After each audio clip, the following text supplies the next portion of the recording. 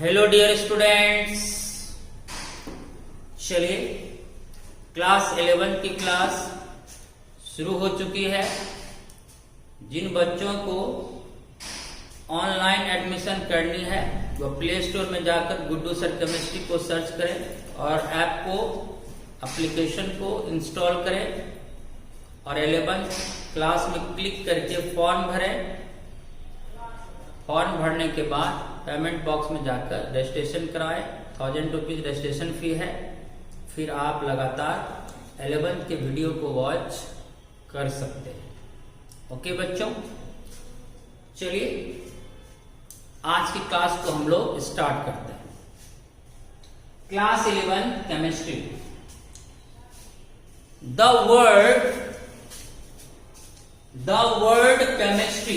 word chemistry comes from chemi। कोई पूछ दिया कि केमिस्ट्री शब्द कहां से आया, तो बच्चों केमिस्ट्री शब्द आया है किससे बच्चों? केमी से।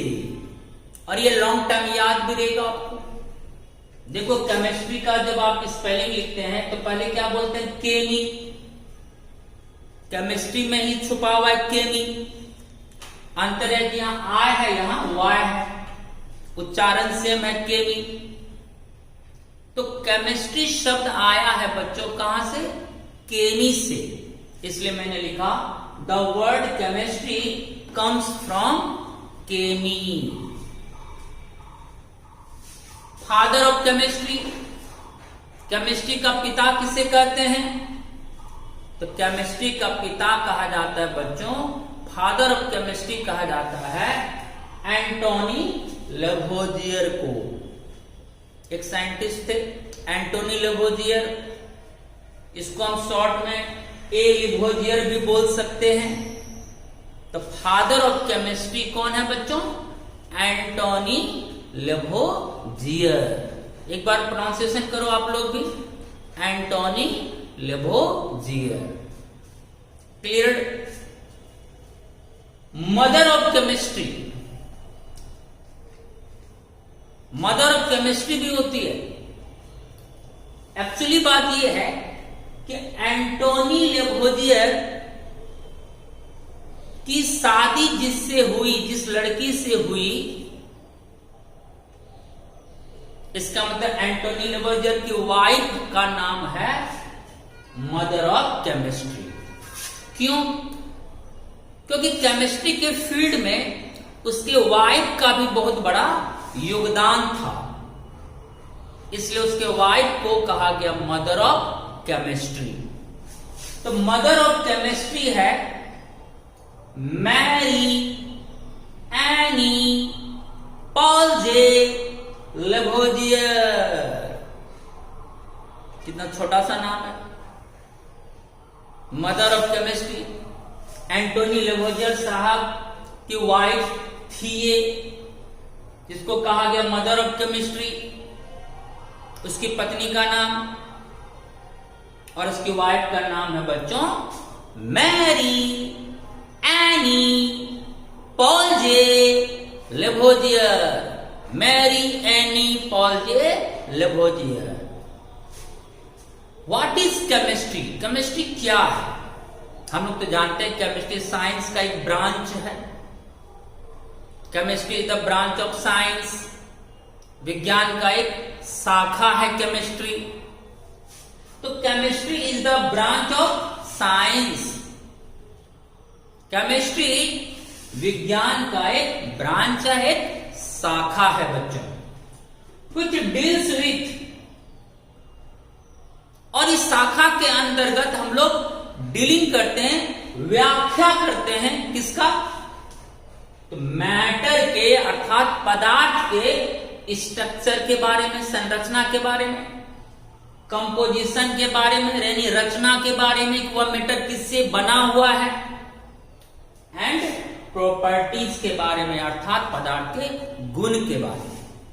यानी विज्ञान की वह ब्रांच, विज्ञान की वह शाखा जिसके अंतर्गत हम लोग पदार्थ के प्रॉपर्टीज के बारे में, कंपोजिशन के बारे में और स्ट्रक्चर के बारे में व्याख्या करते हैं, वही कहलाता है बच्चों केमिस्ट्री। तो पूछ दिया केमिस्ट्री किसे कहते थे, बोलना है। विज्ञान का वह ब्रांच जिसके अंतर्गत हम लोग पदार्थ के, मैटर के स्ट्रक्चर के बारे में स्टडी करते हैं, कंपोजिशन के बारे में स्टडी करते हैं और पदार्थ के गुण के बारे में स्टडी करते हैं, व्याख्या करते हैं, वही ब्रांच कहलाता है बच्चों केमिस्ट्री। इसलिए केमिस्ट्री का डिफिनेशन हुआ बच्चों, chemistry is the branch of science which deals with structure, composition and properties of matter. Clear हो गया? या इसके डिफिनेशन को हम लोग अलग तरीके से भी कर सकते हैं, या तो ये डिफिनेशन भी बोल सकते हैं शॉर्ट में, व्हाट इज केमिस्ट्री, ऐसे बोलना है। What is chemistry? It is the science of atoms and molecules. What is chemistry? It is the science of atoms and molecules. Chemistry परमाणु और अणु का विज्ञान है, ऐसे भी इसको डिफाइन कर सकते हैं। केमिस्ट्री क्या है बच्चों? तो बोलो, केमिस्ट्री परमाणु और अणु का विज्ञान है।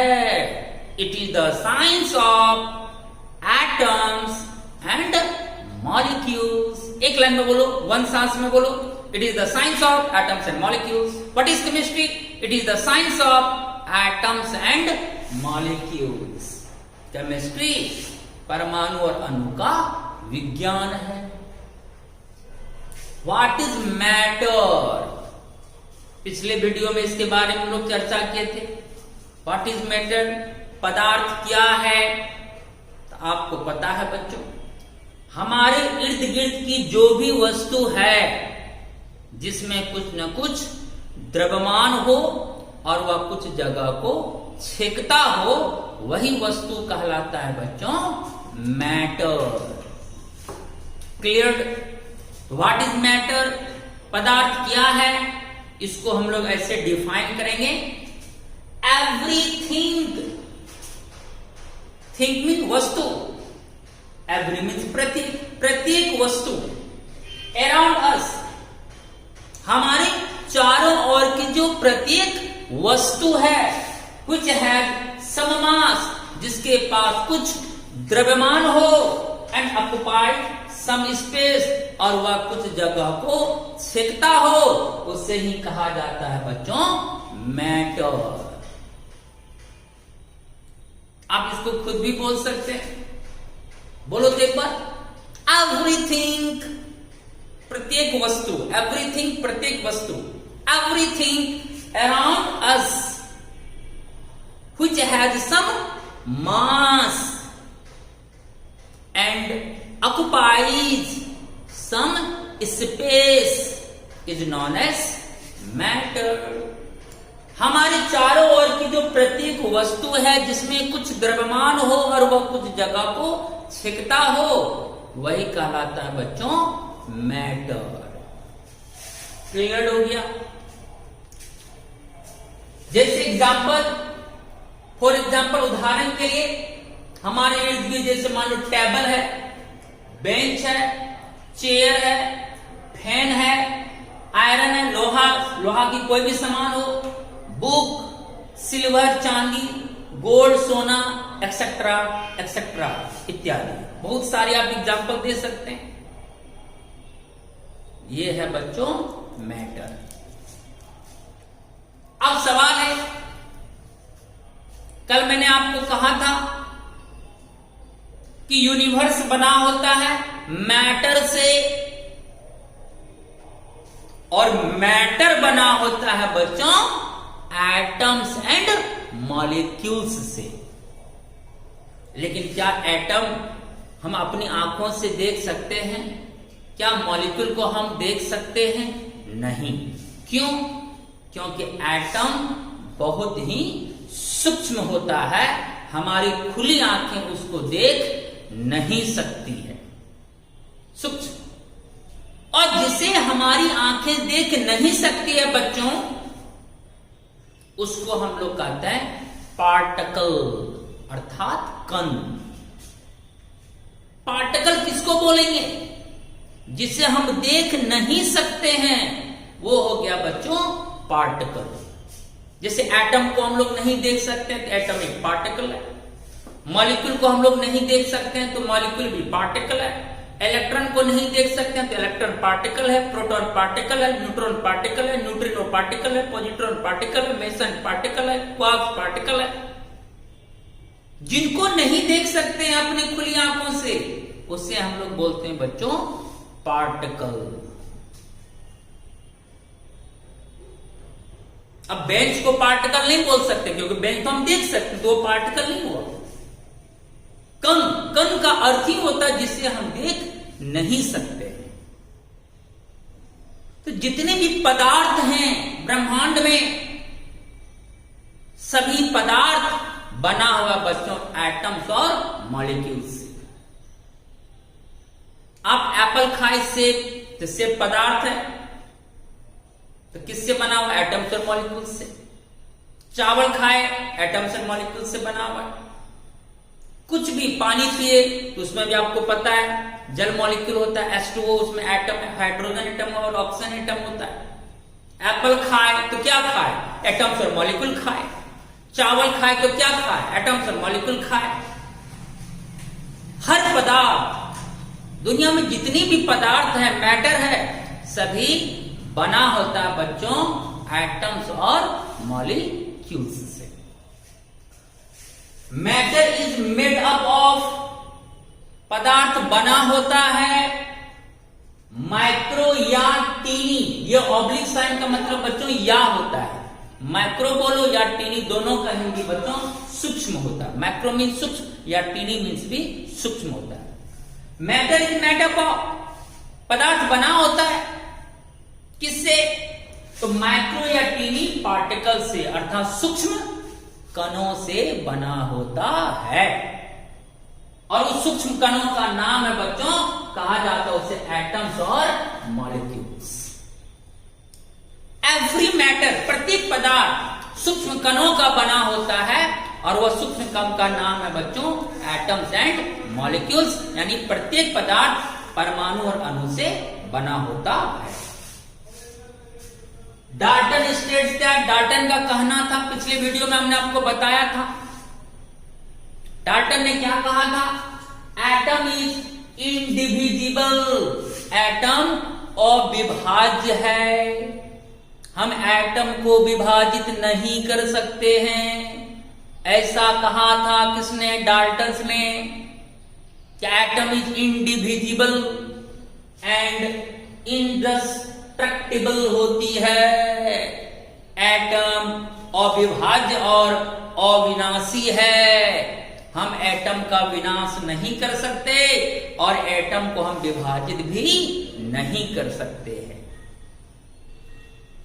बट लेकिन जब कई साइंटिस्टों का एक सीरीज काम किया इस पर, तो पता चला कि नहीं, हम एटम का विभाजन कर सकते हैं।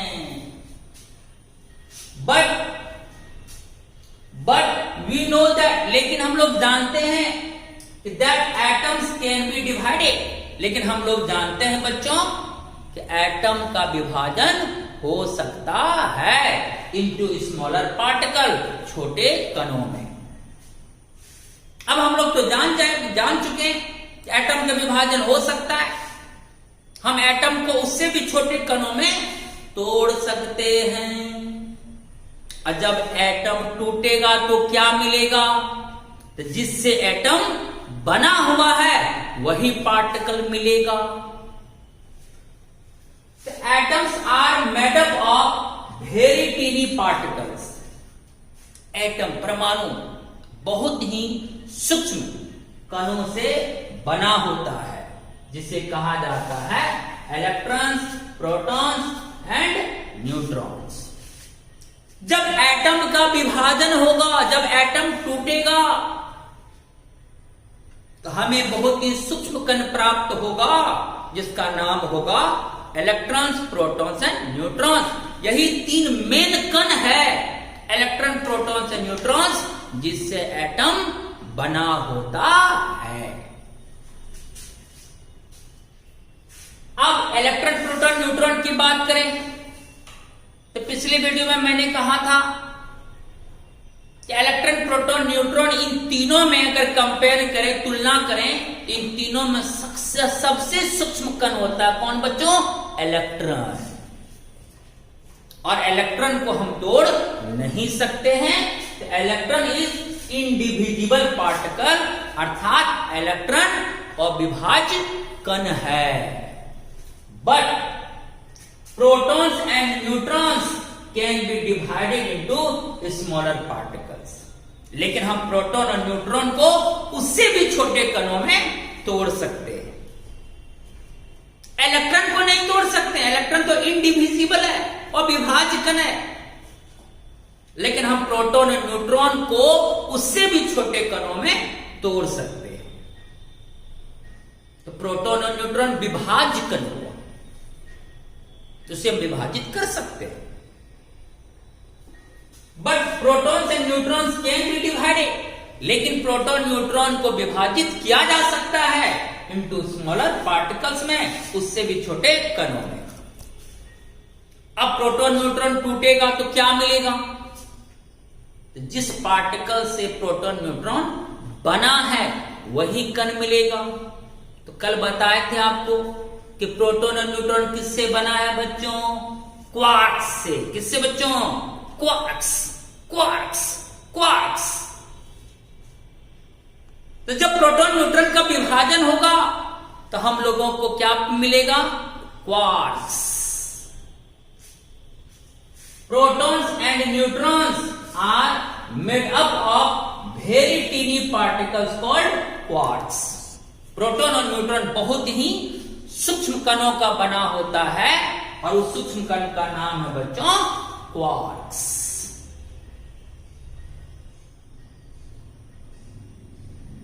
क्लियर? अब ओवरऑल देखें तो कौन कौन कण विभाजित नहीं हुआ, किसको हम नहीं तोड़ पाए? इलेक्ट्रॉन को नहीं तोड़ पाए और क्वार्क्स को भी नहीं तोड़ पाए। कल मैंने क्या कहा था? जो पार्टिकल नहीं टूटता है, जिसका विभाजन संभव नहीं है, वही बेसिकली कौन पार्टिकल है? Fundamental particle, according to me. मौलिक कण, फंडामेंटल पार्टिकल का हिंदी मौलिक कण। तो रियल में, वास्तव में मौलिक कण कहा जाना चाहिए बच्चों किसको? इलेक्ट्रॉन और क्वार्क्स को। क्यों? क्योंकि इसका विभाजन नहीं होता है, यह इंडिविजिबल पार्टिकल है और विभाज्य कण है। Electrons and quarks, electrons and quarks are indivisible. चूंकि इलेक्ट्रॉन और क्वार्क अविभाज्य है, अविभाज्य कण है, एंड दस इस प्रकार these are called fundamental particles. चूंकि इलेक्ट्रॉन और क्वार्क्स अविभाज्य कण है, इस प्रकार हम इसे कह सकते हैं बच्चों fundamental particles. Actual fundamental particles कौन हुआ बच्चों? इलेक्ट्रॉन और क्वार्क्स।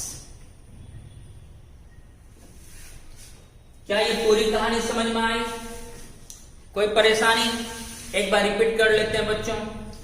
चलिए बोलो, केमिस्ट्री वर्ड कहां से आया? केमी से।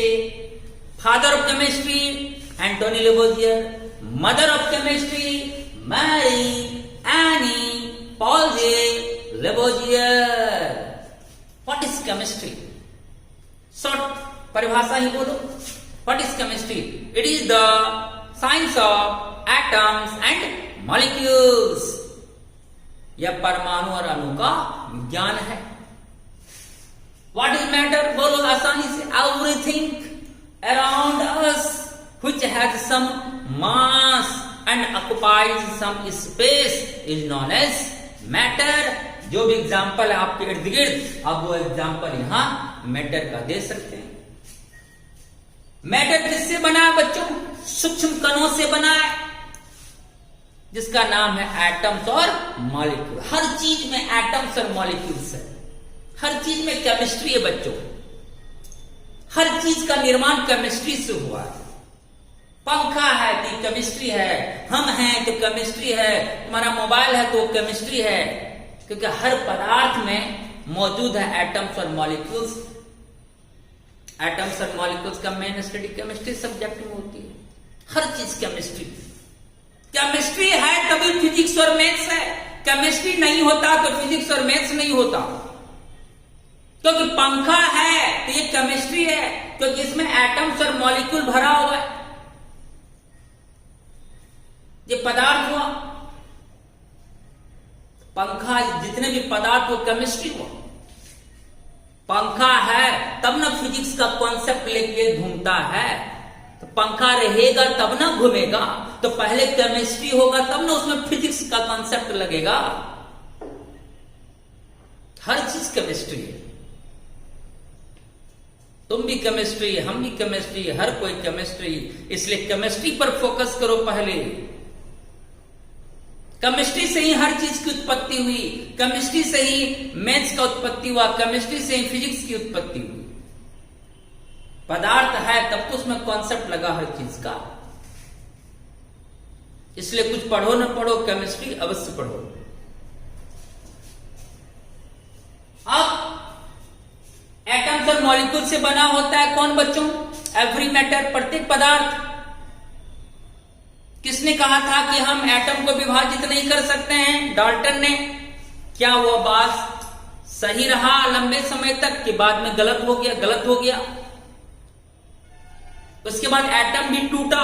एटम टूटा तो कौन कौन सा कण प्राप्त हुआ? इलेक्ट्रॉन, प्रोटॉन्स और न्यूट्रॉन्स। क्या फिर हम इलेक्ट्रॉन को तोड़ सकते हैं? नहीं। प्रोटॉन को यस, न्यूट्रॉन को यस, और प्रोटॉन और न्यूट्रॉन टूटेगा तो क्या मिलेगा बच्चों? क्वार्क्स। तो इलेक्ट्रॉन और क्वार्क्स इंडिविजुअल पार्टिकल हुआ, अविभाज्य कण हुआ, इसलिए हम इसे कहते हैं बच्चों फंडामेंटल पार्टिकल्स।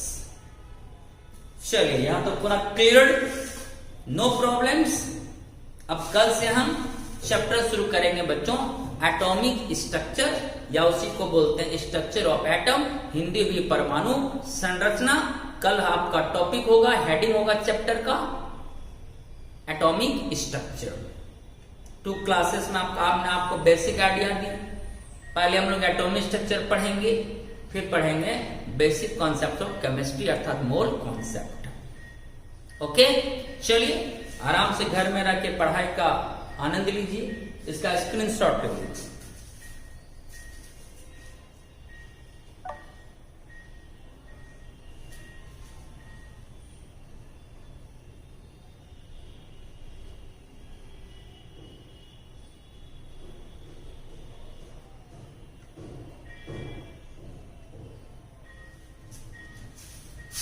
वैसे ऐप में जहां वीडियो चलेगी मैं बता दूं, वीडियो के नीचे एक रेड बॉक्स होगा, उसमें लिखा रहेगा नोट्स, NOTES।